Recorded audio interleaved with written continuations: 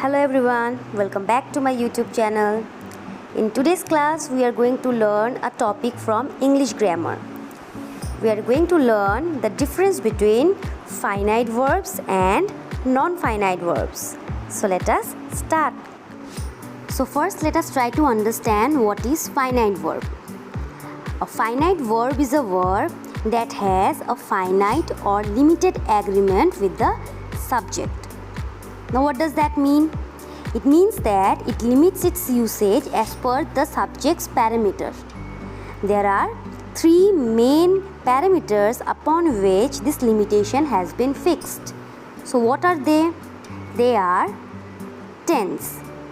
The action performed by the subject is in present tense, past tense or future tense. Next is person, whether the subject is in first person, second person or third person. The third parameter is number, whether the subject is in singular number or plural number. Therefore, a finite verb changes as per the tense of the sentence, as per the person and as per the number. Let us look at this example in order to find out how the verb changes as per the tense. For that we have to look whether the action performed by the subject is in past tense or in present tense or in future tense. Let us look at this example. I go to school by bus. This sentence is in present tense and the verb that has been used here is go. There is another sentence, I went to school by bus. The sentence is in past tense and the verb which is used here is went. So you can see here, as soon as the sentence has been changed from present to past tense, the verb has also been changed from go to went. This is finite verb. Next is how the verb changes as per person, whether the subject is in first person, second person or in third person. I study every day.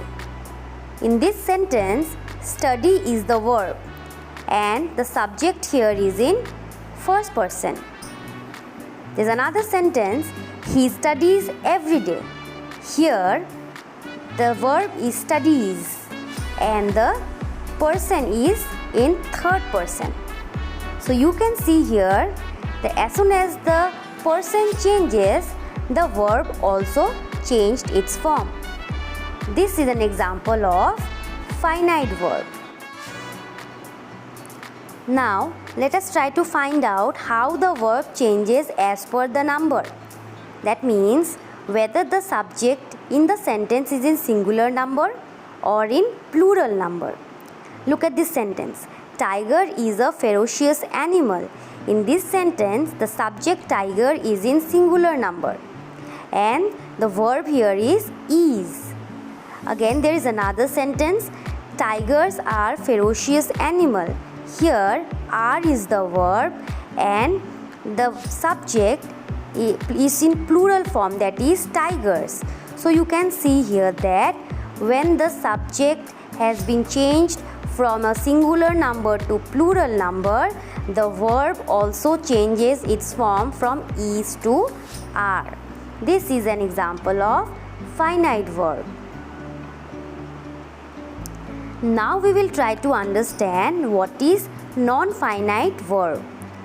Non-finite verb is a kind of verb which does not have any agreement with the subject. It does not change its form with the change in the tense or in the person or in the number. Let us look at this example. I want to swim. In this sentence, there are two verbs, want and swim, and the subject is in singular form and the sentence is in present tense. There is another sentence, he wants to swim.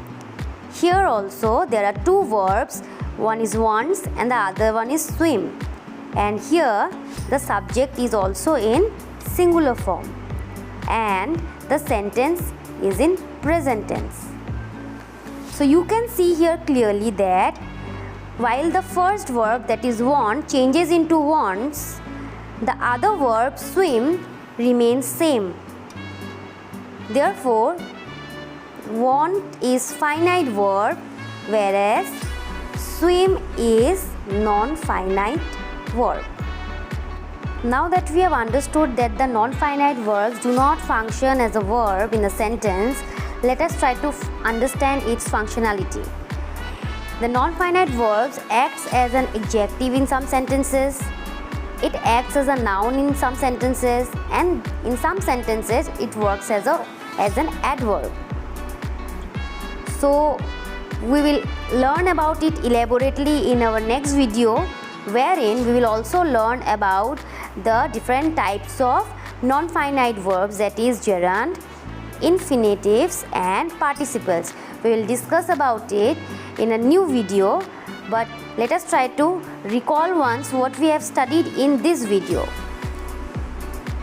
We have studied about finite verbs which has got a limited agreement with the subject.